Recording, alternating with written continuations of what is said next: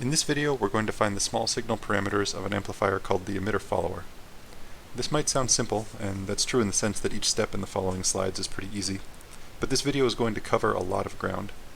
That's particularly true because I want you to remember both how we analyze the emitter follower small signal model and the results of the analysis. So you'll need to use the results when you're doing sort of multi-stage calculations, but you'll also need to calculate your own small signal models in the future. There are only 2 videos today, so it's important that you take this one slowly to absorb it. Also, be sure to pause and work on problems when requested.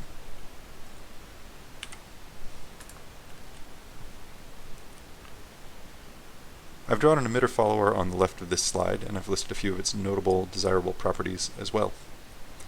The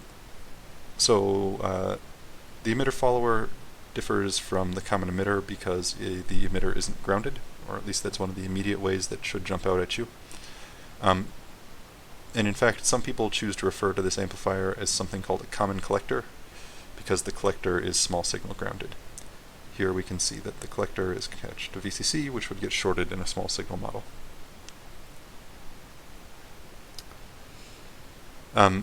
So this non-grounded emitter changes our calculations for input impedance, output impedance, and voltage gain significantly, which we'll be going through in the next couple of slides. When we do calculate them, we'll find that the Rin is very high, Rout is very low, and AV is about 1. That means emitter followers are really good as voltage buffers. They make a copy of a voltage, but instead of, and then drive it with a very low Rout. We need to draw a small signal model of the emitter follower to start calculating these amplifier parameters. And I'd like you to pause the video and draw a small signal model for this circuit to get us started.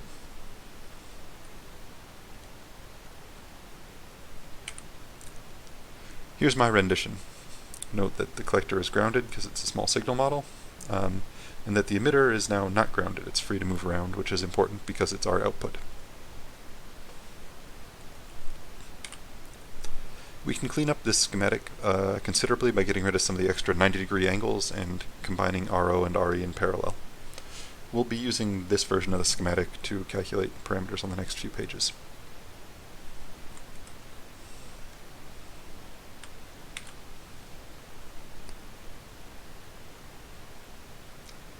We set up our analysis to find Rin by remembering the test conditions we use for Rin. When we're finding Rin, we set Rs to 0 so it doesn't add to the Rin we calculate in series. And we set RL to an appropriate value so that any feedback effects in the amplifier get captured. Because RL would be connected between Vout and ground, it just falls in parallel with our RO parallel RE resistor, so I've just included it down here. Because this model is more complex than the common emitter, we can't just look at the input port and find a Thevenin resistance to, or find an equivalent resistance in order to find Rin. Since we have a dependent source that's going to interact with our voltages and currents, we now need to calculate the Thevenin resistance by applying a test source. We've opted to use an input current test source to find Rin because that happens to be easier, but remember that you have the freedom to pick either an input voltage or an input current, depending on what makes your math straightforward. Alright, so we've got this thing set up. I'd like you to pause the video and try to find Rin. You might thrash with the math here, and that's super common. The algebra in these small signal models is a little bit intricate, and one of the important steps in getting good at circuit analysis is wrestling with this for a while.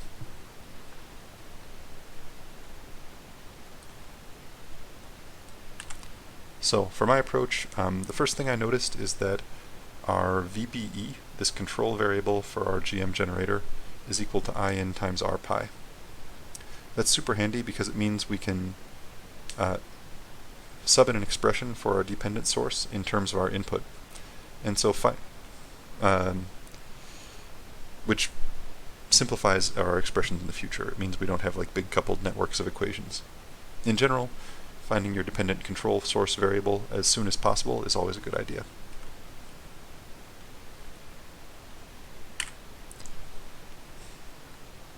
We want to calculate the voltage at the output node, because if we know this, then we know that Vin is just VBE above it.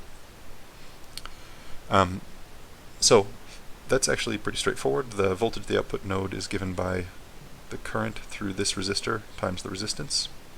And we know the current through this resistor is the sum of current coming in through R pi and current coming in through GM. So we have the input current plus the GM current times our resistance from V out to ground.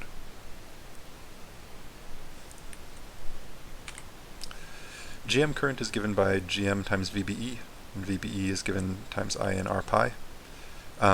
So we can substitute those two equations in for IGM, and then factor out I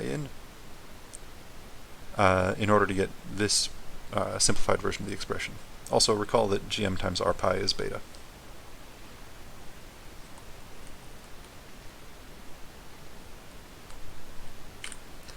Alright, so like I said, our plan was to go from V out to VBE in order to calculate V in. So we now have an expression for V out and an expression for VBE. So we'll add those together to find V in. Substituting in for those, we find that VBE turns into I in R pi, V out turns into this expression. And we have an I in both of these terms, so we can divide that off in order to write that R in is equal to R pi plus beta plus 1 times this parallel resistance, RO parallel RE, R parallel RL. That's a very good expression for Rn. But if you're in lab and you want to do like a quick calculation, there's a simplified approximation, which is that Rn is about beta Re, which is saying that Re is usually the smallest of these, and beta plus 1 is about the same as beta, and beta times anything is probably bigger than R pi.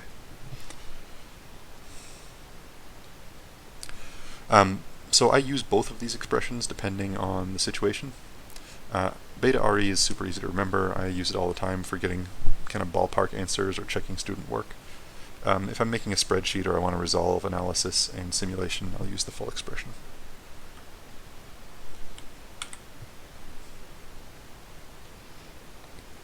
Awesome, so we've got Rin found. Next we're going to find the voltage gain of the emitter follower. Recall that we calculate the voltage gain as the small signal V out over small signal V in with zero source resistance and infinite load resistance. We set the resistances that way so that we're not measuring either the source or load divider by accident. We only get the voltage that's caused by our dependent voltage source. So I've set up that small signal below, and note that this resistor has turned back into RO parallel RE because our load resistance is infinite when we're finding AV. Pause the video and try to find the gain of this amplifier.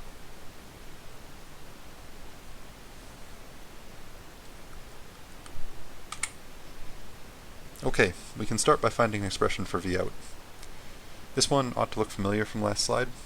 We know the current through R pi and the current through GM have to go through the RO parallel RE resistance, so both of these currents are adding up here. We add those currents together, multiply by the resistance to get V out.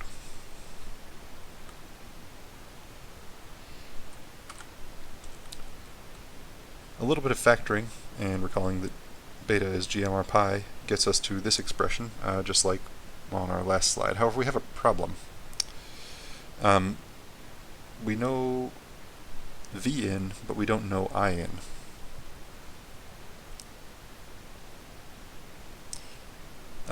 Like we'd done last slide, and that's because we're required to use a test voltage source when we're finding our voltage gain.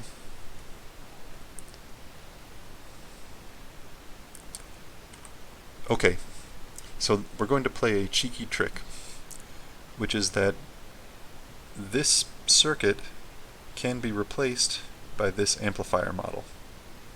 And we have already solved for Rin. So if all we want to do is find the current running through R pi, we know that it's going to be given by the relationship between V in and whatever the resistance is from here to ground. And that value is equal to Rin. So we're sort of substituting in our amplifier model just for a second in order to quickly calculate the current into the base, and then hopping back out to our transistor model to finish up small signal modeling.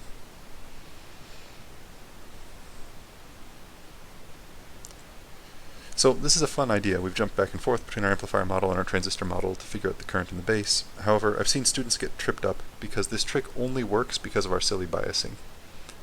We need to get the current through Rpi, which happens to be the same as the current through Rin if there's no other branches in your bias network. I've seen students get confused and use a current through a bias network in this step instead. So this is another reminder that we solve for our single-stage amplifier properties with silly biasing so that you can combine them with bias networks later, and to be very mindful with what currents you actually care about when you're using these amplifier models.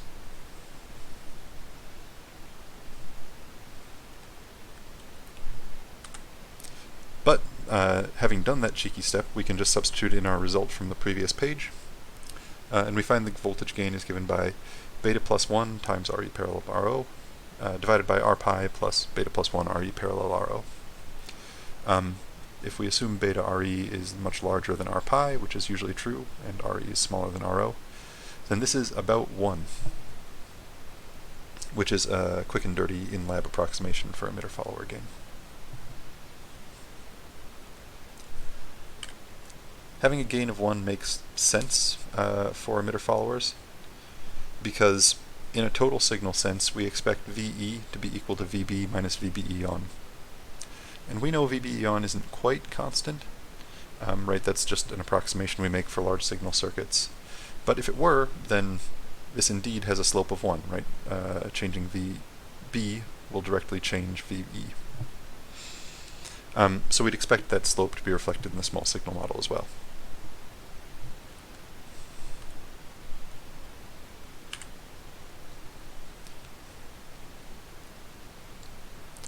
Alright, finally we're going to find R out of the emitter follower.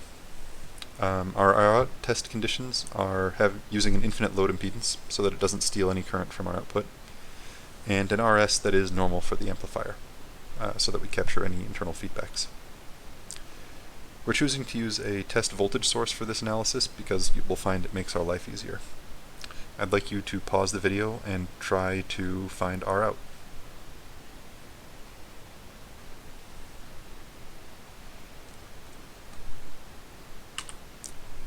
We start by writing that I out is the sum of a bunch of currents in parallel branches. Resistive current in RO, RE, and RS plus Rpi branches, and a GM current that's controlled by a voltage divider between Rpi and RS. We've played a few tricks here. First, we wanted the voltage on the top resistor of the voltage divider rather than the bottom one. So this is Rpi over RS plus Rpi instead of RS over RS plus Rpi. That's unusual, but it works fine. Second, when we increase V out, we make VBE more negative because the negative side is attached to the V out node. And that in turn means that we will reduce the current running into this node. Making a more negative VBE will cause current to flow that way through GM. This bunch of negative signs is kind of confusing. So in my head, I've just swapped this arrow so it points down, and swapped the plus and minus sign on VBE, which is totally legitimate. And that cancels out a couple of negative signs in here. Normally this would be a negative V out term and minus GM times that.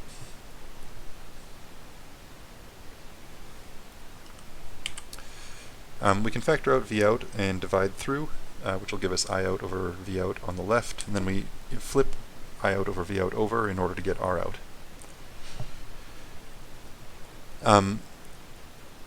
So that leaves us with sort of the inverse of all of these terms, 1 over the sum of them. But all of these terms already looked like the inverse of a bunch of resistances, which is kind of handy because it means this overall expression looks like a bunch of resistors in parallel, or rather RO in parallel with RE in parallel with this weird pseudo-resistor that I got when I added the GM term with the Rpi over RS term. So rewriting R out as resistors in parallel, we find it's a parallel combination of RO, RE, and this funny pseudo-resistor that's Rs plus R pi over beta plus 1. This term is usually the smallest of these three by far, so it's easy to approximate this as 1 over gm plus Rs over beta, where we sort of say beta plus 1 is equal to beta and then use the gm R pi relationship. This expression is super handy. I use it in lab all the time. It often gets shortened even further to this being about equal to 1 over gm. If you have sort of a small source resistance driving this, then Rs over beta will just be negligible. But don't forget this one for accuracy if you need it.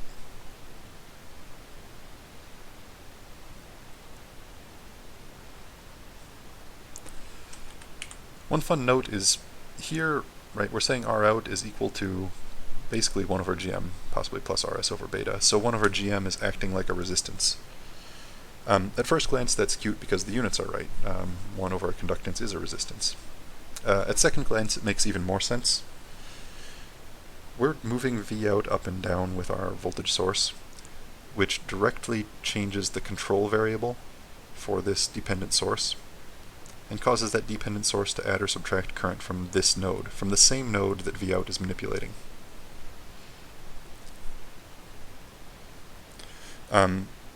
An element that has a linear current voltage relationship to changes in one node is usually called a resistor, right? This RO parallel RE is doing the same thing. When we change V out, we're getting a linear amount of current through this branch. So this whole thing together acts like a resistor with a funny value, and that's because we are injecting current into the same node that we are controlling the control variable with. So that means any time that we wiggle an emitter around, we should expect to see an output resistance that looks something like 1 over gm. So I'm kind of implying that we're going to wiggle emitters around in other circuits over the course of this class, and that's true. So as a result, it can help to remember how we solved this particular circuit so that we can reapply it in the future. The same is true of emitter follower input resistance. That particular pattern of a dependent source driving an emitter under the control of the base emitter will show up again too. I call these sort of solutions that we'll see over and over again small signal patterns. And we're going to meditate a bit on small signal patterns in future videos to enhance our ability to solve these circuits quickly. So, in summary, emitter followers are good voltage buffers. They have a high Rin, a low Rout, and AV about 1. Emitter followers have the following amplifier parameters, which I'm not going to read, but I want you to note that we have both the fully accurate and the super approximate versions of the amplifier calculations. And we saw two small signal circuit solving patterns in this video, the ones that we used for Rin and for Rout, and those two will show up again, so pay attention and as we start understanding how to look for these patterns in circuits.